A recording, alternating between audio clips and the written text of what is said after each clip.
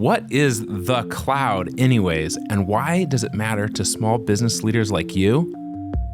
Hey, welcome to Growing a Fruitful Brand, where we discuss how to create and grow a brand that makes the world a better place for you, your customers, and your employees. I'm Ben Luters, founder and art director of Fruitful Design and Strategy, and today I'm talking to my friend Dave Kerber, founder of Cloud Copilot, an affordable, fast, powerful app that helps small companies manage their Amazon web servers and helps mitigate their risk of being hacked.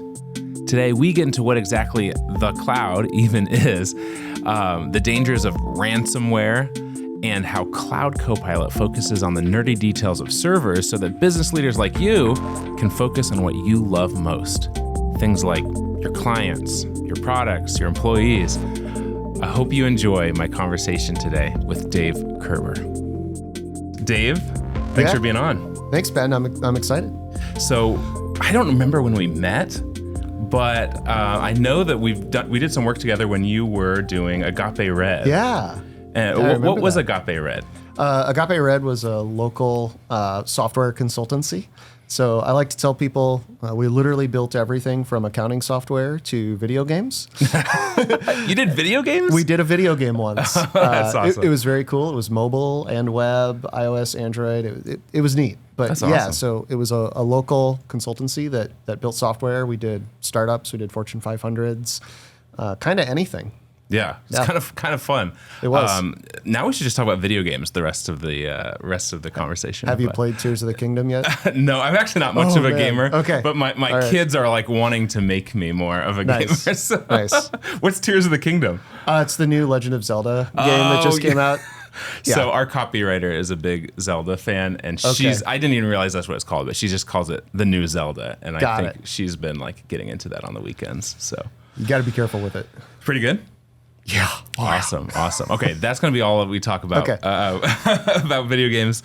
Nice. But Dave is kind of a serial entrepreneur guy. He's done a bunch of different things. Agape Red, turned into Ops Compass, and now he's got a new thing that he's repping. You might have noticed he's got this shirt. This isn't just a graphic tee from Target, but Cloud Copilot. And so today we want to kind of get into the cloud, and I know that's kind of a buzzword. People have been saying this for a while.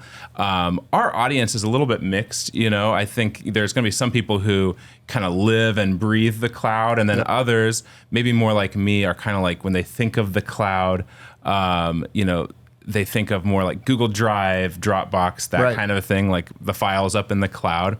So I just thought maybe, Dave, to kind of start, could you just kind of define what you mean when you talk about the cloud? Yeah, sure. The cloud generally could just be described as other people's computers, right? I like that.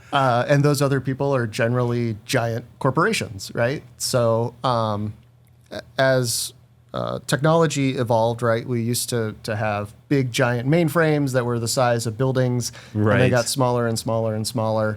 And then eventually it was data centers, right, all over the country and the world. And I remember in a previous role, we had servers at a co-location facility, and sometimes things would go wrong, and I'd have to drive down there and go into this raised floor air-conditioned room just to like push a button and be like, okay, the site's back up, right? Wow. And that was 1975. Right, it was a long time ago. Exactly. And then in 2007, Amazon, as part of the infrastructure they were building out for this massive e-commerce site they were building, they needed a way to scale it and make it more flexible. And they decided to make that available to customers. And that was their first service was Amazon S3 for simple storage service. And S3. How do you store files online? How do you make that really easy? And then they eventually did Elastic Cloud Compute, which is how can you, through software, spin up a server, right? And then that came out, and then the cloud generally was born, and now that is a huge trillion-dollar business across several different companies. It kind of falls into three main categories. There's infrastructure as a service, which is like, I need servers, right? And you can do anything with those servers. There's also platforms as a service. So I need a database, right? And you, Amazon, you know how to manage databases. So I'm going to let you do all of that and just tell me how to connect to it. And I'm going to put data into it and pull data out of it. And then SaaS, which is probably what most people are familiar with. Yeah, software as a service. Software as a service. I know you all know that, but so just trying to impress you. Yeah. So if you use like Salesforce or HubSpot, or even like you said, like iCloud, right? That's SaaS that you pay Apple for every month, and it runs that software as a service for you. Well, the thing is interesting that, the term the cloud just sounds so ethereal and magical, and it's just like things are swirling around us in the sky. But I love how you define that about basically using someone else's computer. I mean, there are, still literally just huge servers holding tons of information. And even though it seems just like unlimited and magical to those of us, on the side of it, I mean, there has to be real boots on the ground physical infrastructure for all this stuff, right? Where are these places? Where are they? Yeah, that's a great question. They're all over the world. And so like it started in Virginia with AWS. That was their first data center. Oh, I didn't realize that. Yeah. So US East 1, that's where it all started. And they have, I believe, 33 regions around the world now. Wow. So, 4 in the United States. They've got Canada, South America, Africa, Europe. Crazy. Southeast Asia. They're everywhere. And like you said, like for all of this, there's somebody walking around going, oh, that hard drive failed, better swap that out, right? And put the new one in and go through all the process to destroy it and make sure all the data's protected and everything. And it's a significant operation to keep it all running. Yeah. And so it seems like, the reason why, the biggest players are the ones that kind of run most of the world is they probably have, the just the infrastructure, the hands on deck to be able to do this at a really high capacity. Isn't that true? Like you wouldn't want to be physically the guy responsible for these physical computers, would you? No, I've done that, and absolutely sounds not. Like you've done that. Never, never again. But yeah, it's a huge capital investment, right? So you're talking hundreds of millions or billions of dollars to build these data centers, right? And then one of the other advantages of the cloud is you don't have to purchase the hardware, and you pay for what you use. So I can go spin up an AI service in Amazon, a server that can run ChatGPT, right? And run it for an hour and just pay for that 1 hour, right? So it's a huge capital investment to build all of that capacity. So you need to have, first and foremost, a giant checkbook, right? to build all of that physical infrastructure to make that service available. And there's no guarantee that that's going to be utilized 100%. So it really is a long-term bet on their part of that overall trend of getting away from having your own physical servers or on-site mainframes to that more variable capacity, outsourcing more and more of that, what they call undifferentiated heavy lifting to the big players. And so we're going to get into what Cloud Copilot is, Dave's thing. But before we do, Amazon, which we've already been talking about, they're the biggest, right? Or the most popular. You said they're a third. Is that right? A third of the cloud, infrastructure. Yeah. So they created the segment, and they still represent about a third of the cloud space.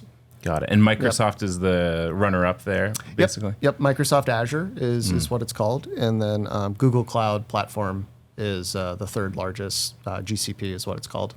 Got it. And they're trying to catch up. They're trying to catch up. Yeah. So one of the things that you sent me in preparation for this show was a link on the AWS website about their shared responsibility model. Can you kind of unpack that for our listeners, what that means and why it's relevant to our conversation? Yeah, absolutely. So the shared responsibility model is for security of your cloud environment, right? AWS is going to have physical security covered, right? They're going to make sure that the machines, the hardware they're hosting it on is safe and secure. They're going to make sure that one virtual machine can't sneak into another virtual machine, right? Yeah. It's what they call essentially security of the cloud, right? So the cloud is a secure place where you can operate. And then at a certain point, they give you the keys and they say, okay, you can do whatever you want. You can screw it up. Exactly. Yes, exactly. And so there's things you can do that might make sense in a certain context, right? Yeah. Of like, oh, no, really, that's what I meant to do. But would be terrible decisions in most contexts. And you as the customer have to make those decisions yourself. And that's on you, and that's security in the cloud, right? Those are the things within your control that affect your security and the safety of your data. So wait, are you saying that AWS servers sometimes get hacked, and that there's sometimes cybersecurity issues with people using AWS? Oh yeah, all the time. The most famous one I can think of was I believe in 2019, Capital One was hacked, and it again, like, there was nothing wrong with AWS. AWS executed exactly how they said they would. Yeah.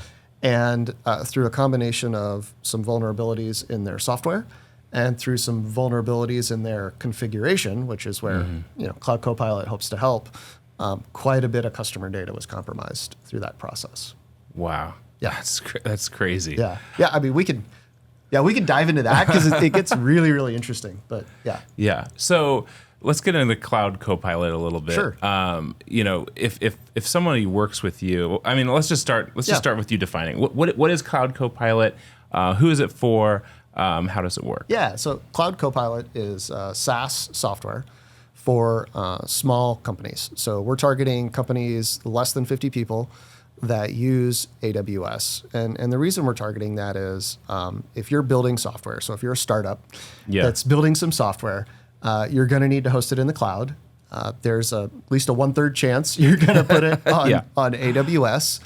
And as you're doing that, you want to spend most of your time thinking about your customers, right? Yes. And you don't want to spend ideally zero of your time thinking about the shared responsibility model and how you're going to secure all of these things and make sure all the dials and knobs in the cloud are configured correctly. Yeah, so like if you were bored by a little bit of the beginning of this podcast, it's because you don't want to have to be thinking about this stuff. You want geeks right. like Dave thinking about all this stuff. If you're not familiar with like I wasn't, the shared responsibility model, it's because you want to be worried about or thinking about, your customers and your clients and your product and all the stuff that we talk about on this podcast all the time.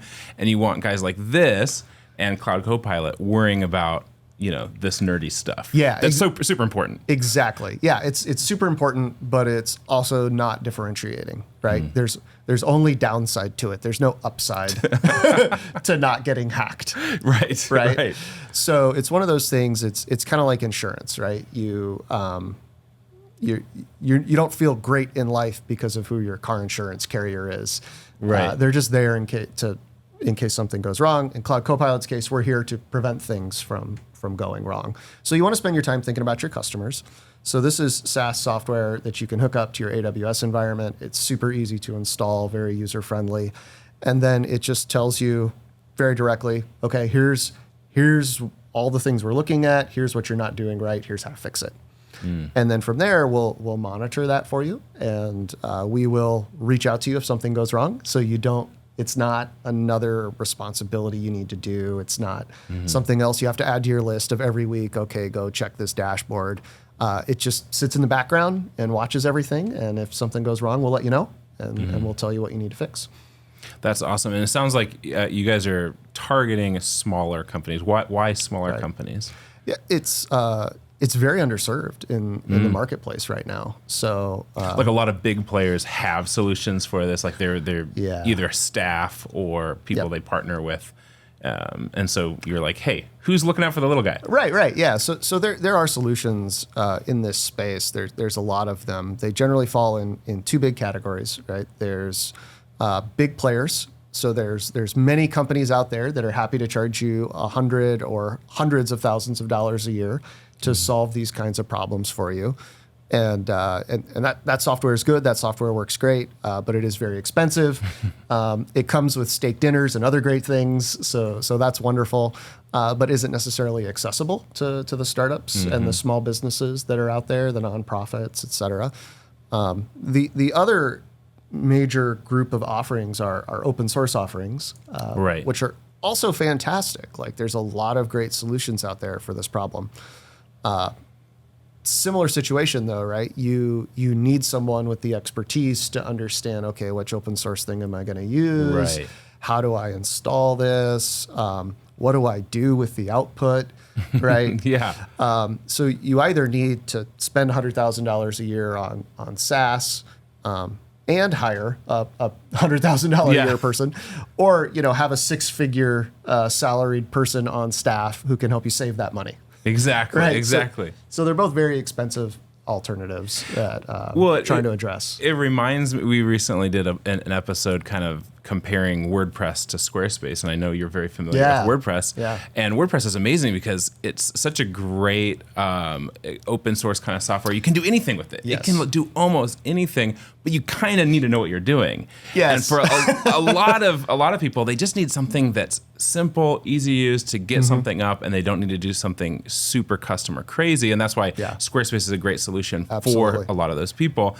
And there's other options out there as well. But it kind of reminds me of that, where there's always options out there if you want to, if you want to be Dave, and figure all this stuff out. But not everyone is that person or should be that person. Yeah, and to that point, I've been an engineer for almost 20 years now, and I won't mess with WordPress. Like it's just like, oh man, I know it starts off easy. It just gets harder and harder. You just do it right from scratch, right? Maybe. Yeah. That's Dave. That's the nerd level we're talking about here. Exactly. But we need people like you out there. Okay, one of the things that you sent me was talking about how ransomware is on the rise, and I feel like I hadn't heard the term ransomware in a while. Right. Like I feel like it was something people talked about a while back. For those listening, what is ransomware and how prevalent is this? Yeah, it's ransomware is when a bad actor, somebody who's not your friend, gets access to your data and one way or another takes control of that data. So they might, what they used to do was they would encrypt it in place. And so then you wouldn't have, your data would be sitting there, but you couldn't access it. Like it's locked with an encryption key, similar to what you'd use for like your Bitcoin wallet, right? Wow. And you'd have to send them some Bitcoins, and then they'd send you the key, and you literally get a ransom. your data. Yeah, literally a ransom. It's like holding it ransom. Yeah. And once you pay, they actually would they'll let go of it. Yeah. Or you're just kind of hoping, you're like... Well, yeah, in most cases they do because, criminals are economic actors like everyone else. And if they get a reputation for not returning the data, then people won't pay the ransoms, right? We have a lot of criminals listening too. That's kind of our target market. Yeah. Well, I mean, everybody uses the cloud. That's true. We don't take Bitcoin as payment though. So.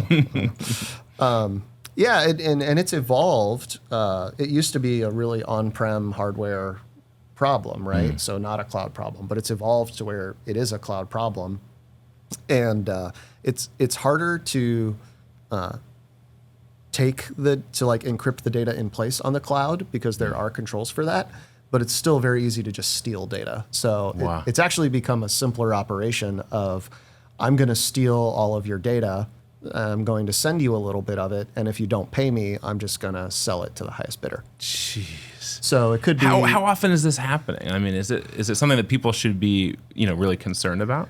I would say it's how would I describe this? When you park in Omaha, Omaha's a relatively safe city, right? When you park downtown, do you lock your car? Yeah. Yeah, that's about the level I'd be worried about it. Okay. So it's one of those long tail things of like, probably the odds are low, but the consequences are so big that like, do you want to risk it? A little bit of insurance is worth it. Yeah. Right. And a little bit of protection makes sense, right? So it's not something, and depending on what you're doing, right? So if you've got, let's say, a bunch of medical records, you would think about it differently, right? Than if I was like summarizing your tweets, right? So there's a data classification risk aspect to it, but I think everybody should be mindful of it because no matter what you're doing, like customer trust is important. Oh yeah, right, absolutely. And it's hard to get that trust back once you lose it. So you want to be mindful of those things. One thing I was surprised by, though, in that article I sent you, 30% of attacks were companies less than 100 people. I noticed that. And I was blown away by that. I was like, oh, they're just going after the big guys, right, and the big fish. And that's not true. They're pretty opportunistic, and they'll go after anybody. So it which is your sense. target. That's your target audience. Yeah, so absolutely. I mean, it seems really relevant to you. Yep.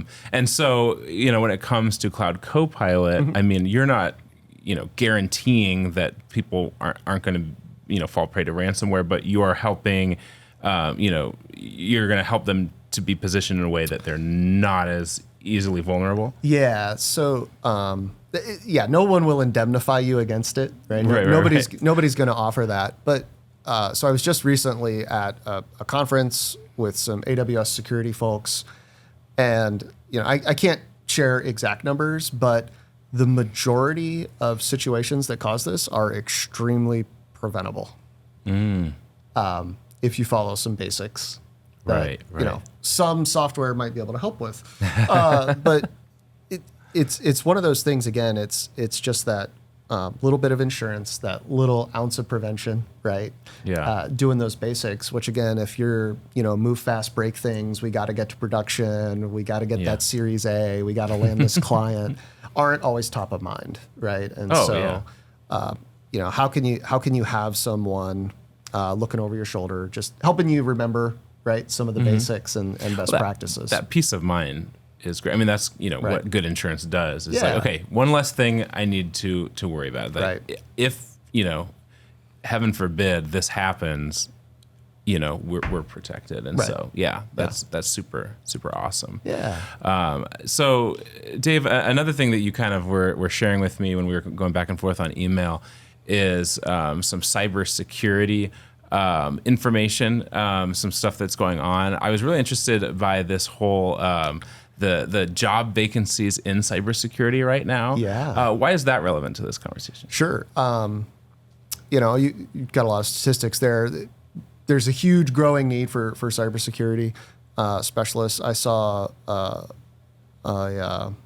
something this week that said like there's 70 people for every 100 security jobs out there. Wow. In the tech world, right? Yeah. And so supply and demand is a real thing, right? And so those folks that have those skills, that salary is going to go up and up and up, and we're all very happy for them, right? We wish you well.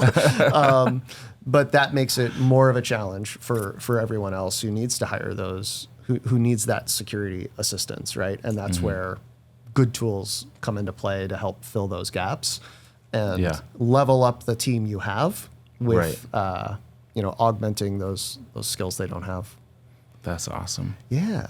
So Dave, how can people learn more about Cloud Copilot? If anyone listening is interested in the software, in partnering with you, how would they go about doing that?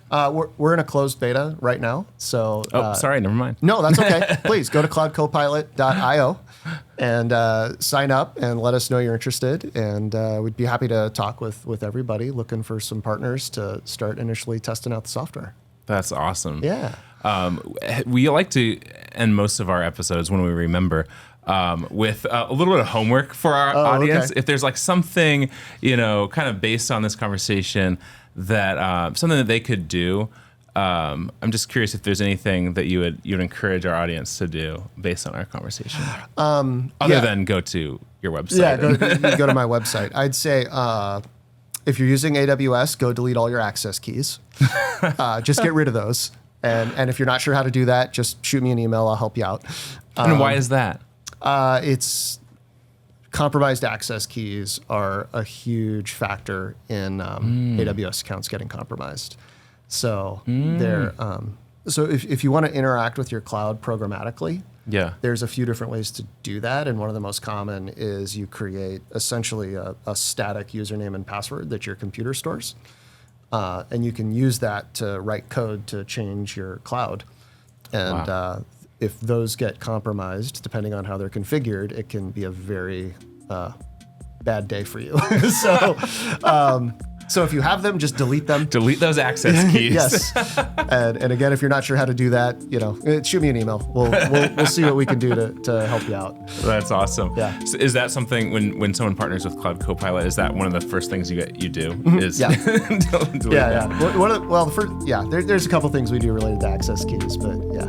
That's awesome. Absolutely. Well, Dave, thanks so much for being you. on Growing a Fruitful Brand. I appreciate it. Thanks for having me. Thanks for joining us today on Growing a Fruitful Brand. If you found today's show helpful, don't forget to subscribe and consider sharing it with someone who might also enjoy it. If you'd like to work with Fruitful on a branding, website, or messaging project of your own, you can always reach out on our website, fruitful.design. So until next time, don't forget to grow something good.